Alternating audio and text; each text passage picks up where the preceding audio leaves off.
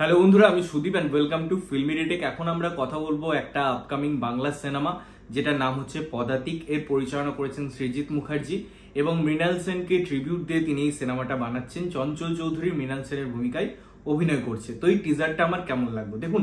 এই টিজারটার মধ্যে একটা ছোট্ট পোর্শন আমরা দেখতে পাচ্ছি, বেশি দীর্ঘায়িত টিজার নয়, এবং সেই টিজারে একটা রিল এবং রিয়েল লাইফের একটা ব্লেন্ডিং করেছেন সৃজিত মুখার্জি, যেটা আমরা পর্দায় দেখছি।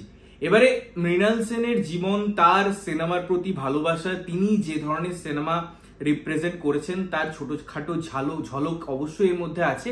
এবং যে নিপীড়নের কথা বলি, সেই সময়ের কথা বলি, সেই টর্চারগুলোর কথা বলি, সেই নৃশংসতাগুলোর কথা বলি, এগুলো ছোট ছোট গ্লিমস খুব সুন্দরভাবে পরিচালক ফুটিয়ে তুলেছেন। সুতরাং এই টিজারটা অবয়ব অনুযায়ী, তার স্ট্রাকচার অনুযায়ী, তার মধ্যে এলিমেন্ট অনুযায়ী, স্টেজিং অনুযায়ী যেটুকু টিজারে টিজ করার জন্য দরকার সেই সমস্ত এলিমেন্ট যথাসাধ্য পরিচালক প্রদান করেছেন এবং যেটা বেশ প্রমিসিং লাগে।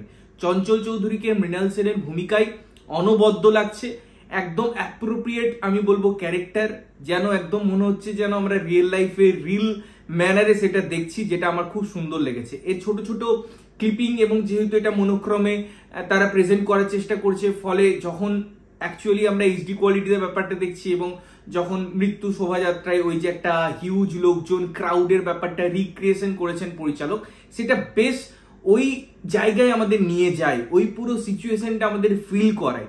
এই ব্যাপারগুলো আছে এবং টিজারটা আমার মনে হয় খুব সুন্দরভাবে যথোপযুক্ত ডিউরেশনে প্রেজেন্ট করা হয়েছে। এর বেশি হলে সেই ব্যাপারটা থাকতো না। এই সিনেমাটা অলরেডি বিভিন্ন জায়গায় স্ক্রিনিং হয়ে গেছে, সিনেমাটায় বিভিন্ন ফেস্টিভ্যালে, তো মিক্স প্রতিক্রিয়া আছে। বিদেশে আমার কয়েকজন বন্ধু আছে, তারা অলরেডি সিনেমাটা দেখেছে এবং তারা তাদের ফিডব্যাক জানিয়েছে। সেটা নিয়ে আমি এখানে আলোচনা করব না, সিনেমা দেখার পর আরো ডিটেলসে আলোচনা করা যাবে। বাট টিজার হিসেবে কিন্তু আমার বেশ প্রমিসিং, বেশ ইন্টারেস্টিং লেগেছে ব্যাপারটা।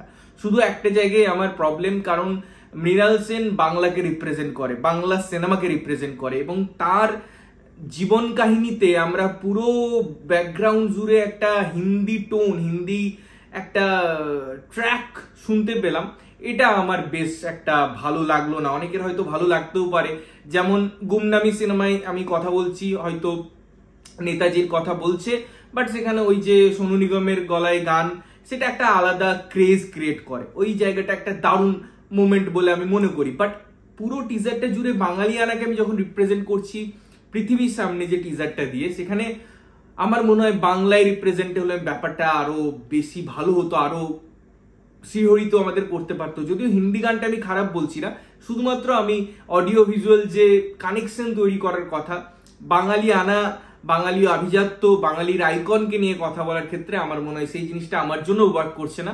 এটা আমার পার্সোনাল ওপিনিয়ন, আপনাদের মতামত আলাদা হতেই পারে। বাট এই একটা জিনিস, আদারওয়াইজ আমার কিন্তু টিজারটা বেশ প্রমিসিং লেগেছে এবং সৃজিত মুখার্জির আমার রিসেন্ট যে কাজগুলো নিয়ে কথা বলবো তার থেকে বেশ একটা অন্যরকম অ্যাটেম্প্ট বলে মনে হচ্ছে। তোমাদের কেমন লেগেছে টিজারটা অবশ্যই কমেন্ট করে জানিও। ততক্ষণের জন্য ভালো থাকবে, সুস্থ থাকবে এবং সবসময় ভালো জিনিস দেখবে। চ্যানেল যদি প্রথমবার দেখছো, লাইক কমেন্ট শেয়ার করতে হবে, সাবস্ক্রাইব করতে হবে, যাতে প্রত্যেক নোটিফিকেশন তোমাদের কাছে পৌঁছায়। ততক্ষণের জন্য টাটা।